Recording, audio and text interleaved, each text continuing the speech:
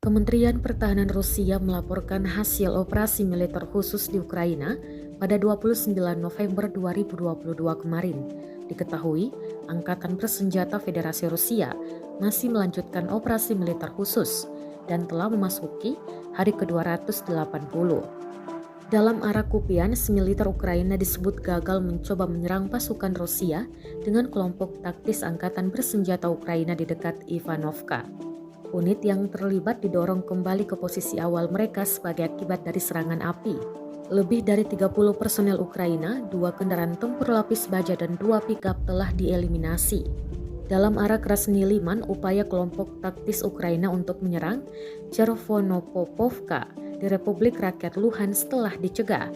Lebih dari 40 prajurit Ukraina, 2 kendaraan tempur infanteri dan 4 kendaraan telah dihancurkan oleh tembakan artileri dan penyerangan serta serangan penerbangan tentara di posisi awal. Dalam arah Donetsk, pasukan Rusia melanjutkan serangan mereka. Lebih dari 100 personel Ukraina, 1 tank, 5 kendaraan tempur lapis baja dan 5 kendaraan bermotor telah dieliminasi. 148 areas. One Ukrainian OSA AKM anti-aircraft missile system has been destroyed near Makeyevka in Lugansk People's Republic. One US-manufactured AN-TPQ-37 counter-battery warfare radar has been destroyed near Nikolaevka in Donetsk People's Republic. The Ukrainian Pelikan radar targeting anti-aircraft missile system has been destroyed near Malomykhailovka in Dnepropetrovsk region.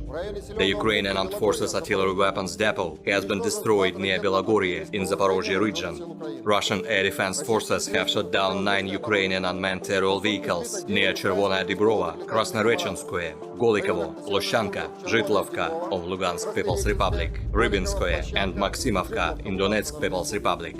In addition, 2 Uragan multiple launch rockets have been intercepted near Novaya Kakhovka of Kherson region. In total, 333 airplanes and 177 helicopters, 2,581 unmanned aerial vehicles, 391 air defense missile systems, 6,876 tanks and other armored combat vehicles, 904 combat vehicles equipped with MRLS, 3,628 field artillery cannons and motors, as well as 7,406 units of special military equipment have been destroyed during the special military operation. Terima kasih sudah nonton. Jangan lupa like, subscribe, dan share ya.